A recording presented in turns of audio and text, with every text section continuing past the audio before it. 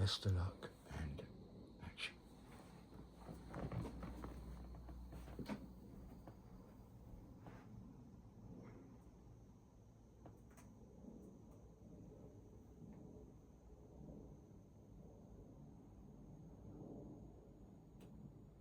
That is the camera, and naturally we tape measure to measure the distances and heights and everything else we can do. So let's get going and see what it looks like. This is the old main line connecting East Grinstead here in front of us to Haywards Heath right behind us. And this line, of course, has been lifted some time ago, but for the sake of our model railway, we want to set it up again and run it. And here, going right to down here, down to Lewis, is the branch line. And the branch line, of course, is the line which is now being operated by the Bluebell Society as a working railway. Now, the reason why we want to model this layout here is because it's a typical junction between a branch line, a nice little wandering country branch line, and a main line. And also it has what I would call a very nice railway station. So let's go and have a look at it. Well, there it is. A pretty little station built at the turn of the century. Exactly the sort of mid-Victorian architecture and country charm that we would like to model. And it is the sort of station which has both. It has the rural atmosphere that you want for a rural junction, a sleepy rural junction. It's got the main line. It's got the other one. It's got 4 platforms, 1, 2, 3, 4, and it's got underpass at the back there, which give you the benefit of all the modelling tricks you'd like to incorporate it. But before we do anything else, the first thing we've got to do is to sit down or make a note of all the track diagrams. Now, the way to do it is either you walk along and make a close note of all the points, all the turnouts, all the little stub sidings, or if you're lucky, you can get into the signal box and get a layout of the track diagram there. Yeah, that's a good idea. I was basically living off baked beans and bread because it's the cheapest food I could think of. Occasionally I would have porridge oats, but I didn't cook them because that would waste energy. Now, if you want to model a signal box, and this sort of signal box like this is very, very important, the ideal way to go about it is to have a proper engineering drawing of it. But that isn't always possible. And so the answer is to take a photograph. But it's very important to remember that the sort of photograph you're going to take is not the type of photograph you might like for your collection in any album. Down here, a sort of shot like this. Well, that's very pretty, but it certainly won't give you the records you want. What you really want is to take the photograph square on, absolutely square. You look at it like this. The bricks, in fact, the bricks themselves are virtually your scale, so you can read the size of the box off from the bricks. So camera straight, nice and straight, eye level straight, and adjust it.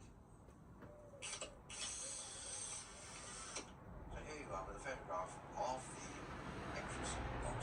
It's almost as good as an engineering drawing.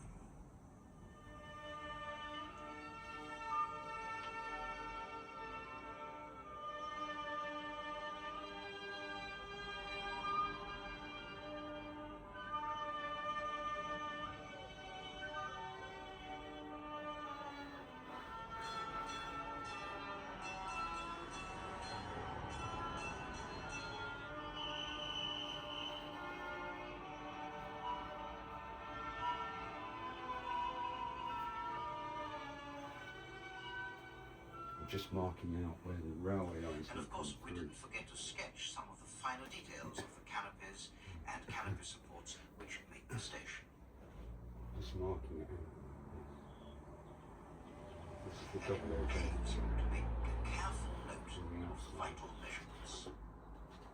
That's the Scots line stuff for that one. And these are the engage Now, lines. that is a very typical water tower setup. Engage The sort of 1, setup you get in engage all 2, branch line stations engage and 3, rural junctions.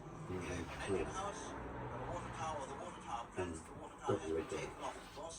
There must have been a metal water tower on top, which will have to rebuild. But basically, it's so typical of a junction where locomotives take Engage water that 1. unless we build this type of thing, you're Other missing way half round. the atmosphere. This is Remember, very, it's very in loop. important. Of course, you can Engage do all 1. sorts of funny things like measuring up these lovely old York Engage stoves. 2. They make a good effect. They're not always the Engage same, 3. so you might well look Engage at how 4. wide they are. Double O. This is 3 foot 11.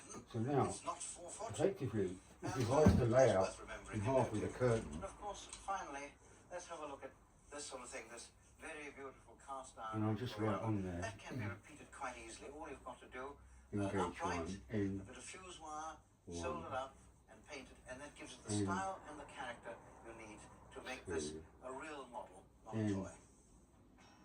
3, N, 4,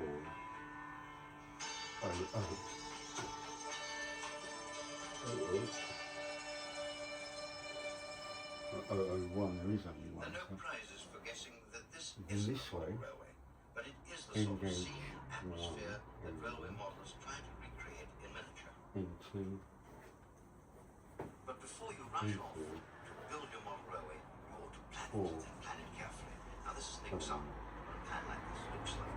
Here you are, track diagram, it shows you your tunnels, it shows you your platform, it shows you the structures here, station building, the ring shape, everything. It gives you a chance to look at the capabilities of your layout itself. And if you're even more ambitious, you can build a model of the model itself, like this one here. This is very large, it belongs to a club, and it shows very clearly what you can do. Now let's take a look at the baseboard here. Here you see the two levels of the track. Very clearly, you see the contours of the countryside, and if you turn it over, you can even see the construction of the baseboard itself. And this is the moment when you can make your mistakes and rectify them. But there are two ways of building a baseboard. One is to put a solid top, like this one on here. We covered this area completely just to show you. We used a material which is not really ideal. It's called hardboard. Look, it's springy and at the same time noisy.